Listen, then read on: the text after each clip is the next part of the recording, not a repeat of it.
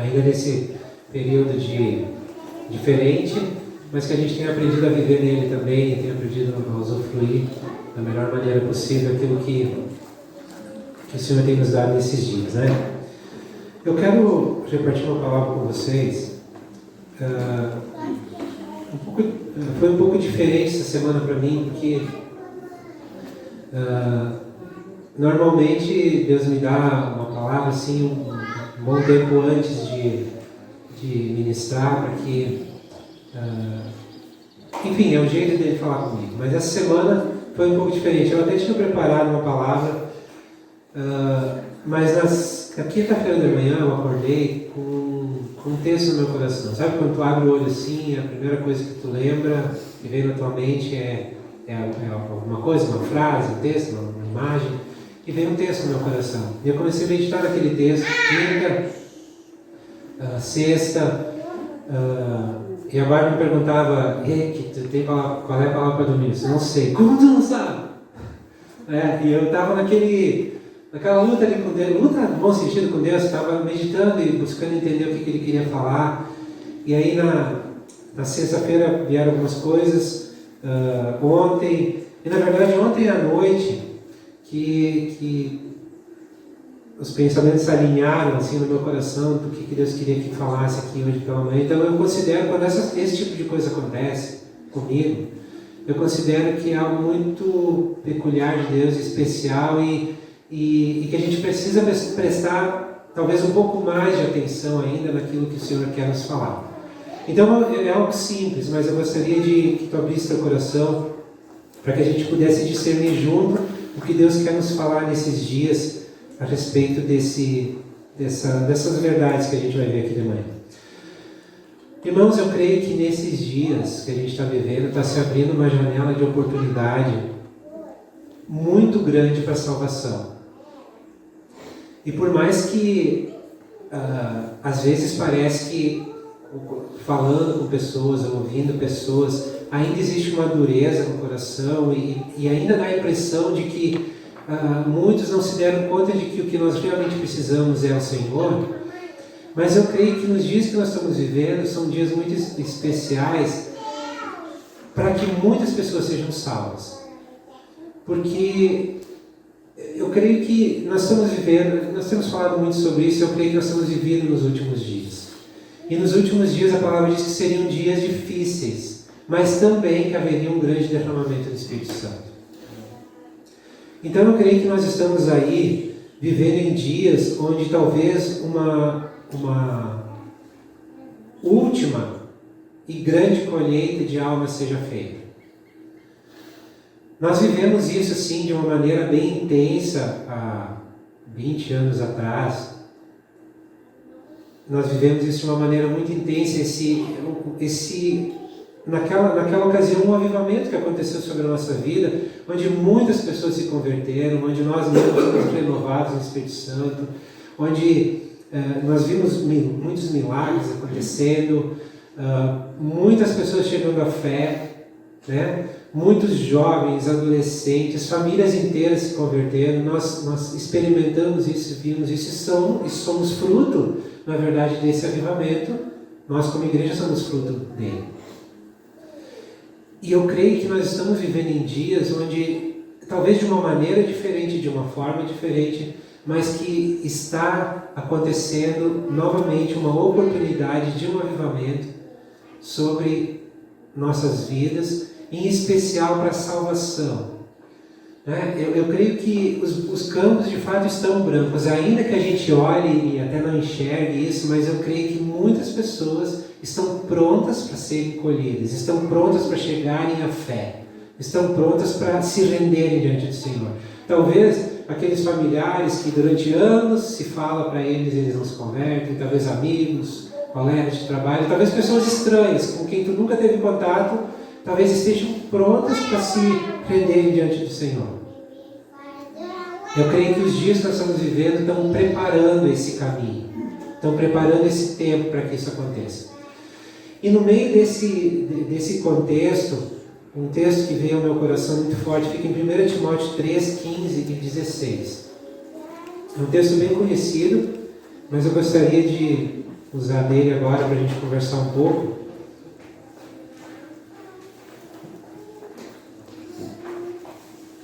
Aqui é uma palavra de Paulo, dando instruções para Timóteo, como as pessoas deveriam se comportar ou na igreja, no relacionamento com a igreja, no convívio com os irmãos. E nesse ponto ele chega e fala uma verdade muito poderosa a respeito do que é a igreja. Ele diz assim: mas se eu me demorar, saiba como as pessoas devem comportar-se na casa de Deus, que é a igreja do Deus vivo, coluna e baluarte, ou coluna e fundamento da verdade. Não há dúvida de que é grande o mistério da piedade.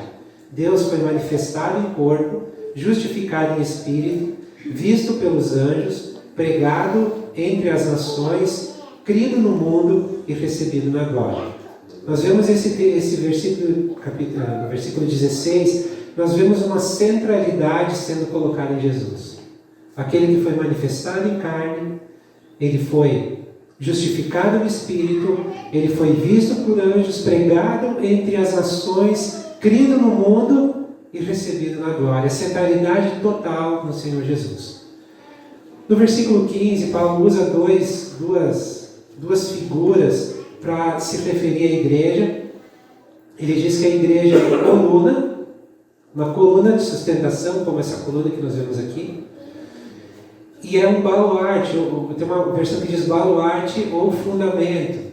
O baluarte em si, bom, a coluna nós sabemos bem que ela traz sustentação, ela traz equilíbrio, ela traz firmeza. Ele chama a igreja de coluna, aquela que traz uma sustentação, aquela que traz um equilíbrio, que traz uma firmeza.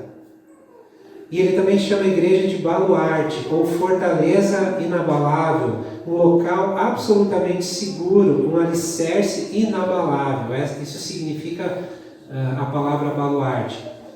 Mas ele não se refere à igreja simplesmente como uma coluna e um fundamento. Ele se refere à igreja como uma coluna e um fundamento da... O que diz aí? Verdade. É aí que está toda a diferença.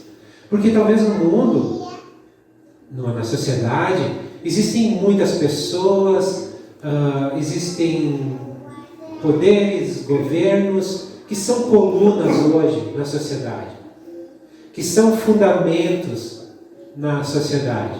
Existem, sem dúvida nenhuma. Mas com a igreja é diferente, porque ela é chamada de coluna e de fundamento da verdade. Nós estamos vivendo hoje um termo que se tornou muito conhecido, né? É o fake news. As notícias falsas. Tu olha um noticiário, chega alguma coisa para ti, tu não sabe se aquilo é verdade ou se é mentira. Se é uma verdade distorcida, se é uma mentira de fato, não se sabe.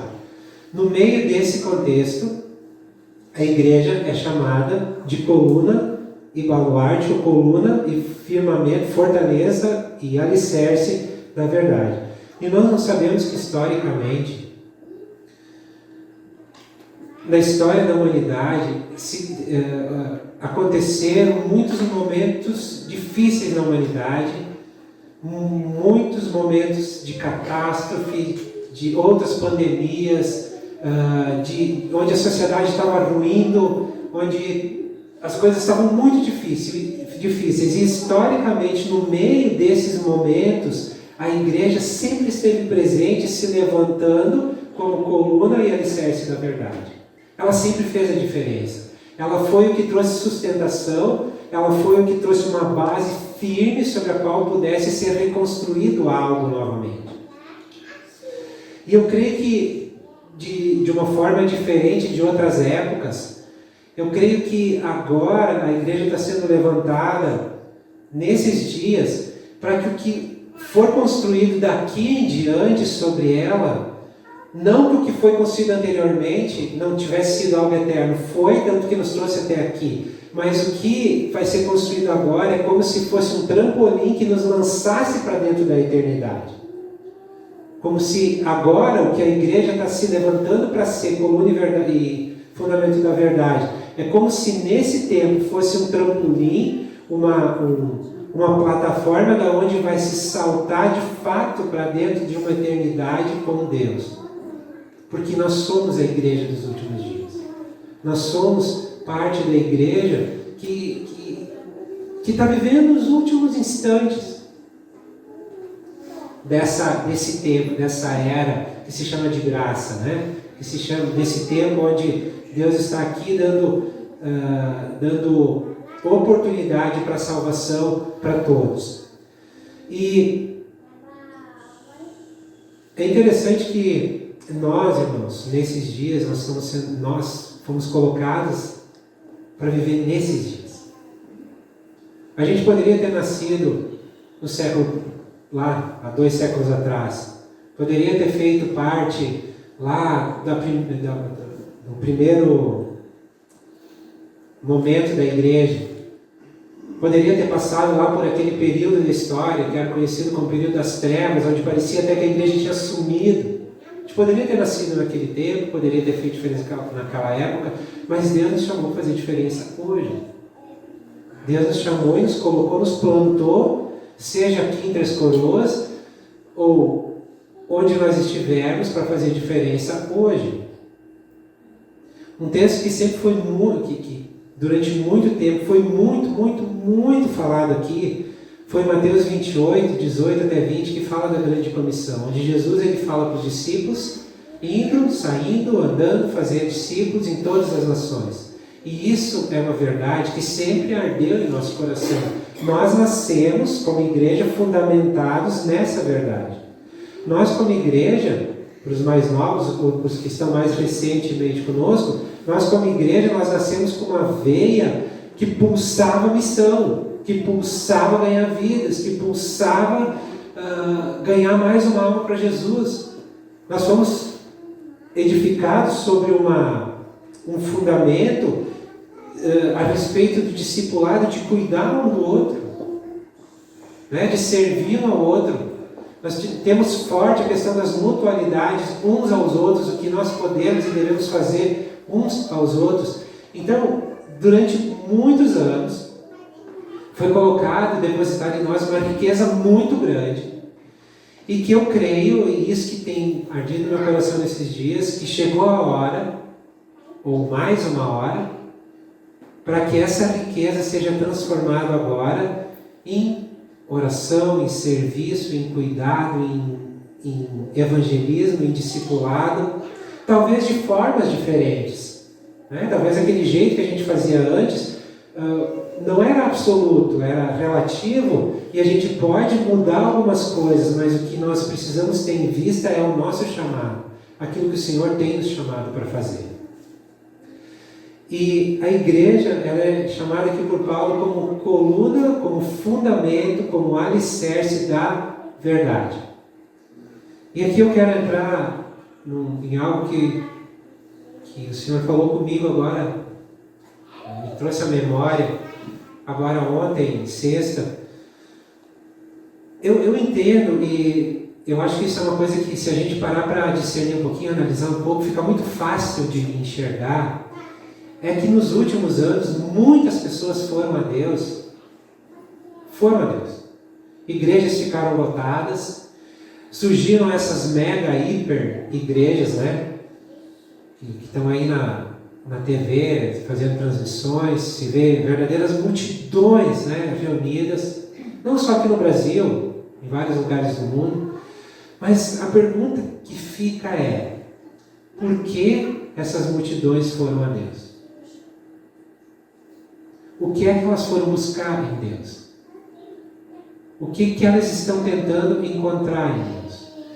E eu acho que eu não estou enganado quando não nos colocando de uma forma a julgar, porque não cabe a nós fazer isso, mas infelizmente o que se vê é que muitas e muitas pessoas, verdadeiras multidões, foram a Deus por motivos errados. O que eu quero dizer com isso? Eu quero trazer um exemplo. Por exemplo, quando nós buscamos o perdão de Deus, não sei se você já parou para pensar sobre isso. Quando nós buscamos o perdão, por que é que nós estamos buscando o perdão de Deus? Alguém quer falar? Não precisa ter medo de errar, porque não é uma pegadinha. Por que é que nós buscamos o perdão de Deus? O que te impulsionou a buscar o perdão de Deus? Medo da morte, da eternidade. Medo da morte? Buscar o perdão. Uhum. A gente poderia, entre outras coisas, né? Isso que o Sérgio falou, né? A gente poderia dizer que a gente buscou o perdão, ou eu vou colocar de uma outra forma. Será que é correto nós buscarmos o perdão de Deus para não ir para o inferno?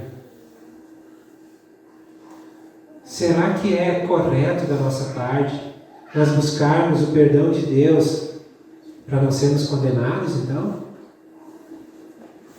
Será que é verdadeiro nós buscarmos o perdão de Deus para aliviar a nossa consciência que está sendo ali bombardeada por causa do pecado? Será que são motivos corretos de nós buscarmos o perdão de Deus? Queremos ser livres do pecado, não queremos ser condenados, não queremos ir para o inferno. São motivos legítimos? Sim ou não? São motivos legítimos. Mas será que é o principal dos motivos? Deveria ser o principal dos motivos? E aqui, irmãos, eu quero trazer assim, algo que ministrou no meu coração e que talvez seja um pequeno ajuste de foco. Sabe aquelas máquinas fotográficas que tem a lente? Caleb, esses dias estava trabalhando com uma, onde se fazem pequenos ajustes para que a imagem fique mais clara, para que nós tenhamos uma qualidade melhor daquilo que está sendo visto. E eu creio que hoje Deus quer fazer um pequeno ajuste na nossa lente para nós enxergarmos melhor quem Ele é e para podermos nos relacionar melhor com Ele. Sabe, irmãos, porque na verdade o que precisa arder no nosso coração, o único motivo realmente importante de nós buscarmos o perdão de Deus, sabe o que é? É o desejo de nós estarmos com Ele. Esse deveria ser o principal motivo, e Ele, claro, pode nos levar a todos esses outros benefícios, né? Temos nossa consciência limpa, temos nosso pecado perdoado, não somos mais condenados, não vamos ter uma eternidade longe de Deus, mas o principal motivo é a obra de Jesus. A principal motivação da obra de Jesus não foi vir e simplesmente salvar o homem, mas foi vir e reconciliar o homem, colocando ele de volta num relacionamento com o Pai. Um relacionamento de estar junto, estar perto, de desejar estar junto. Então, quando nós buscamos o perdão de Deus, a verdadeira motivação deve ser essa. Nós deveríamos buscar o perdão de Deus por um único motivo, na verdade, que é o desejar estar com Ele. Então, talvez o nosso foco precisa ser um pouquinho ajustado. Não quer dizer que se nós não tínhamos isso como principal foco, está tudo errado, eu estou condenado, no inferno, não tem nada a ver com isso. Tem a ver com o quanto eu posso ou não, desejo ou não, quero ou não desfrutar da presença do meu Deus.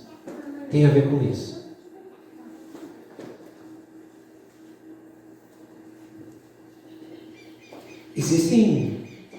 Não é pouco comum, né, a gente ouvir pregações sendo levadas num sentido do tipo: ei, tu está doente? Tu está com uma enfermidade? Precisa de uma cura? O teu problema não é uma enfermidade, o teu problema é a falta de emprego. Tu está com dificuldade financeira. Não, tu está bem financeiramente, tu está com saúde, está tudo ok. Mas então tu está querendo casar, tu está querendo ter um relacionamento, ou tu está querendo ter filhos, ou tu está querendo prosperar na tua vida, tu quer colocar um negócio, tu quer ser bem sucedido. Ei, eu tenho a solução para ti. A solução é, busca o perdão de Deus. Uma vez que tu tiver perdoado, tu vai ser abençoado. Irmãos, é verdade isso? Que as bênçãos de Deus estão sobre nós? Estão disponíveis, estão sendo prontas para serem derramadas sobre nós? Efésios 1:3 diz que toda sorte de bênçãos espirituais estão nas regiões celestes, prontas para nós usufruirmos. É verdade tudo isso. Mas a questão é, a minha pregação está correta quando eu ofereço perdão? Quando eu ofereço perdão para que a partir do perdão, então eu faça tudo que está, eu receba tudo que eu tenho vontade de receber? Está correto essa pregação? A coluna e o fundamento da verdade que é a igreja, é assim que ela deve anunciar o Evangelho? Eu creio que não. O ser bem-sucedido, o ter saúde, o ter um bom casamento, ter filhos, são tudo coisas maravilhosas, legítimas, que estão no coração de Deus e Ele quer nos dar. Mas nós condicionarmos a nossa busca por Deus para que Ele realize essas coisas é que está errado. Isso que está errado. O coração está errado. Então, nós precisamos buscar Deus porque queremos estar com Ele. Eu preciso do perdão de Deus porque o perdão de Deus me reconcilia com Ele e me leva a ter relacionamento pessoal, íntimo com Ele. Eu desejo estar com Ele. Às vezes eu fico tentando entender como funcionou o coração dos discípulos lá antigamente e hoje ainda ao redor do mundo, porque são perseguidos, são maltratados, são torturados, e não tem um ou dois relatos que a gente encontra na história onde morreram sofrendo e sorrindo e louvando a Deus porque estavam vendo a glória de Deus, porque sabiam que estariam com Ele. Lá a gente começa biblicamente falando, Estevão estava sendo apedrejado, os caras ficaram furiosos com ele, porque enquanto que as pedras machucavam ele, matavam ele, na verdade, ele olhava para o céu e dizia: eu vejo os céus abertos, a glória do meu Deus está na minha vista, o Cordeiro de Deus vive. Disse em outras palavras, mas era isso que ele estava vendo. Então, será que importava a dor das pedras para Estevão? Eu não sei nem se ele sentiu a dor das pedras. Tamanha era a glória de Deus sendo manifesta sobre a vida dele. Sabe, é essa glória que nós precisamos desejar, irmãos. O ser igreja, o coluna, o fundamento da verdade, começa em nós termos o nosso coração correto, para daí repartir esse coração correto com os demais irmãos e com as demais pessoas que não conhecem a Jesus. A gente hoje tem se falado muito, eu mesmo já falei isso algumas vezes, no meio dessa confusão toda que a gente está vivendo. Tomara que Jesus volte de uma vez, para terminar com essa bagunça. Já falou isso? Já passou isso pelo teu coração? Para terminar com essa injustiça, para acabar com essa corrupção, tomara que Jesus volte. Mas sabe o que eu me dei conta? Está certo esse meu desejo que Jesus volte por isso? Está certo isso? Eu me dei conta, irmãos, que não está certo. Quando Jesus vier, Ele vai acabar com a corrupção. Ele vai estabelecer um reino de paz e de justiça aqui na terra. Quando Jesus vier, Ele vai acabar com a dor, com o sofrimento, com a injustiça social. Ele vai acabar com tudo isso é verdade.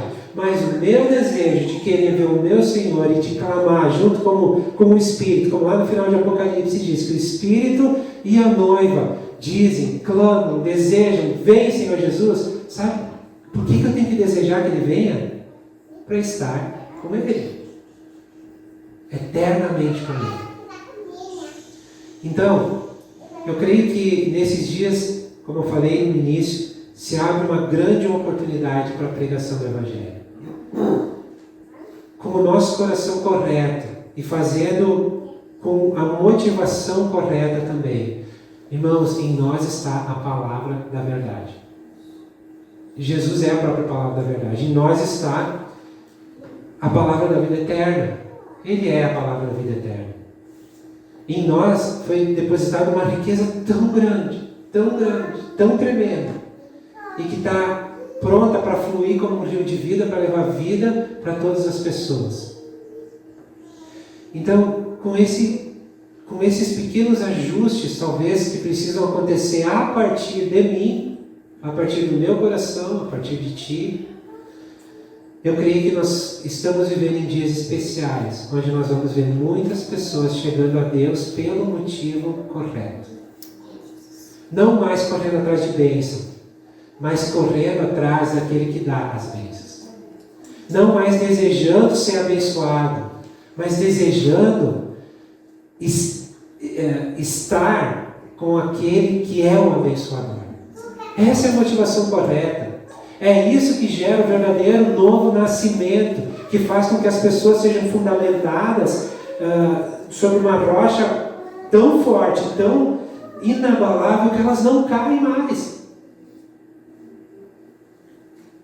Quantos que tu já viu que aparentemente vieram a Deus, mas não permaneceram firmes em Deus? Por que será? São coisas que me incomodam e que eu questiono muitas vezes. E talvez uma das respostas seja porque se veio com uma motivação errada.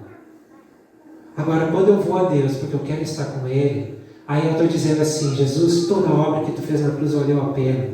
Eu aceito ela pela fé. Eu te agradeço tremendamente porque tu me reconciliou com o meu Pai.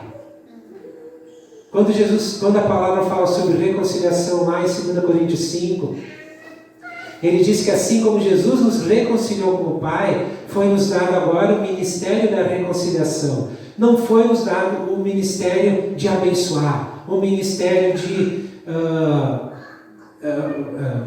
prometer bênçãos, o ministério, sei lá, tantas vertentes de ministérios que existem hoje e que na grande maioria são bons, são coisas boas, genuínas, verdadeiras e são da parte de Deus, mas não é esse o nosso principal foco, não é isso que nós devemos estar impulsionados todos os dias a fazer. O que o Senhor nos chama a fazer é, através do Evangelho verdadeiro, levar a verdade, o amor de Deus para que as pessoas se reconciliem com o Pai, tenham um perdão para estar com o Pai, para usufruir da presença do Pai, para viver como o Pai eternamente.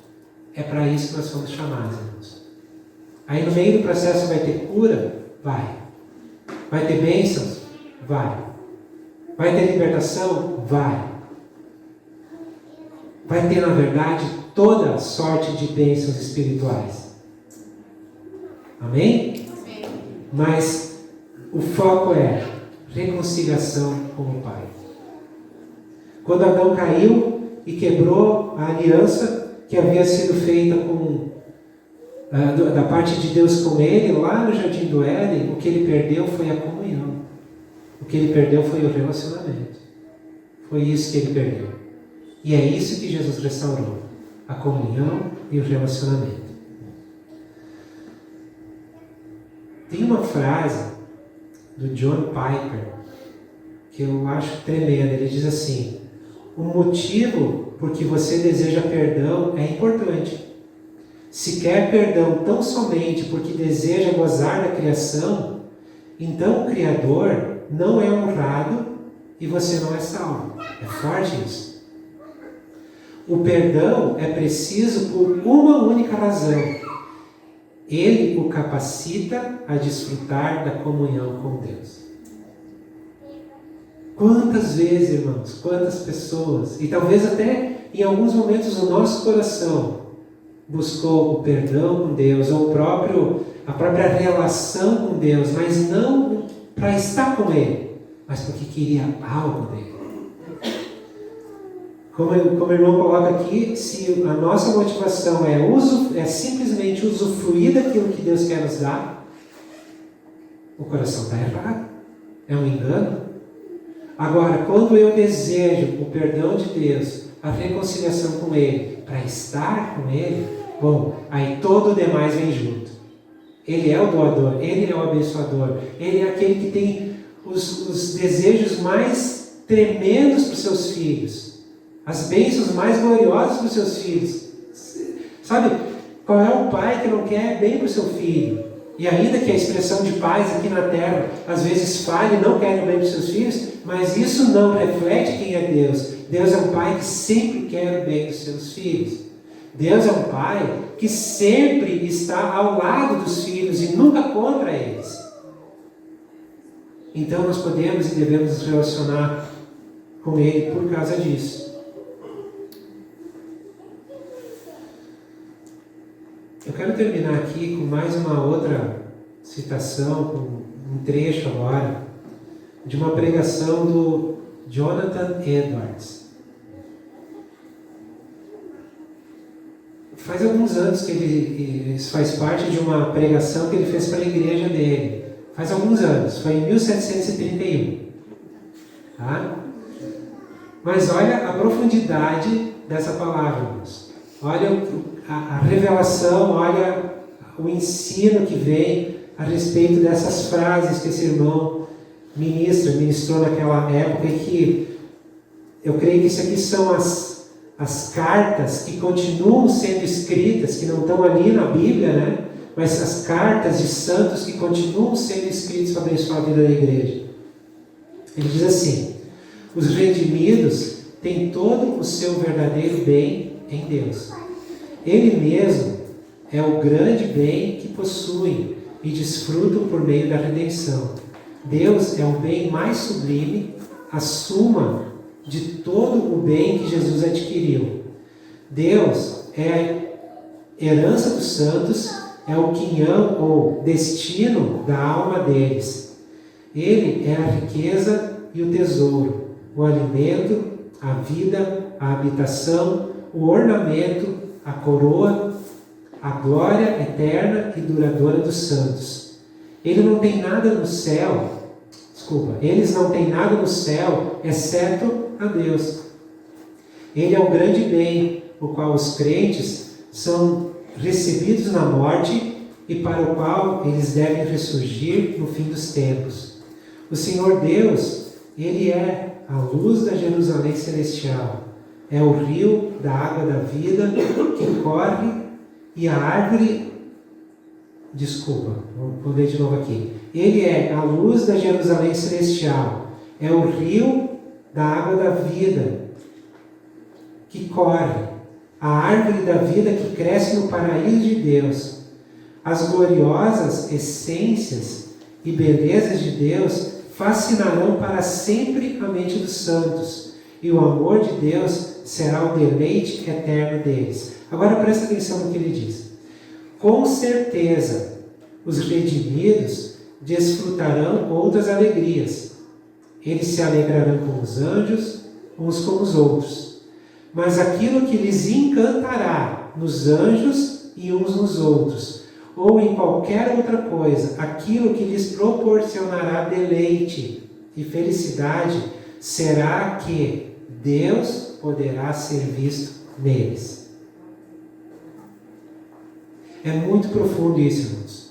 Eu lembrei de uma canção do Coadjuvantes, que já esteve aqui conosco há alguns anos atrás, e uma frase de uma canção dizia assim: se lá no céu tu não estiver, para lá eu não quero ir. Interessante isso. Primeira vez que eu escutei, aquilo mexeu comigo. Mas é óbvio, não importa quão glorioso ou quão gloriosa vai ser a eternidade, quão gloriosa vai ser os novos céus e a nova terra, não importa o quão grande vai ser a paz, a alegria, a satisfação, os deleites, entendem? Não importa as grandiosidades que estiverem presentes na eternidade. Se lá o Senhor não estiver, o que nós teremos? E na verdade, as grandezas e as glórias da eternidade só estão lá, esperando por nós, porque o Senhor está lá. Então é para lá que nós queremos ir. Estar com o Senhor eternamente. Vivendo sim um governo de justiça, novos céus, nova terra. Podendo usufruir, ver o rio de vida, nos alimentar da árvore da vida. Tudo isso são promessas da parte de Deus para nós. Por quê? Porque o Senhor estará lá. Então, nesses dias, nós estamos vivendo, eu creio que os últimos momentos. Então, talvez uma pequena correção no nosso coração, e a partir dessa correção, um evangelho verdadeiro, um evangelho sem mancha, um evangelho sem impureza, que é o evangelho que nós temos aprendido, temos recebido, temos sido abençoados durante anos. Com esse evangelho, nós vamos cooperar com Deus nessa última e grande colheita de almas. Amém? Podemos dizer amém para isso? Um último versículo. Pedro, um dia, Jesus estava falando com os discípulos e ele trouxe uma palavra muito forte para ali, os discípulos que estavam com ele, uma pequena multidão que estava com ele, e muitos foram embora, não suportaram aquela palavra. Jesus, ele vira para os discípulos, para os 12, e diz para eles: escuta, vocês também não querem ir? E aí Pedro, claro que ali, influenciado pelo Espírito, né, ele fala uma frase que eu acho tremenda, que eu carrego comigo. Ele diz: Senhor, para quem nós iremos, se tu tens as palavras da vida eterna? Irmãos, Jesus tem as palavras da vida eterna. Melhor, Jesus é a vida eterna. Amém? Ele é a vida eterna. E porque Ele é a vida eterna, Ele habita em nós, então a vida eterna está em nós. Então nós temos a palavra da vida eterna. Essa palavra da vida eterna que salva as almas, que leva a um novo nascimento. Isso está em mim e está em ti. Vamos orar e pedir para que o Senhor nos dê a oportunidade para que essa palavra de vida eterna flua e gere muitas novas conversões e vidas para o Senhor. Amém? Senhor, nós te agradecemos, porque Tu é um Deus tão bondoso e amoroso conosco. E mesmo quando as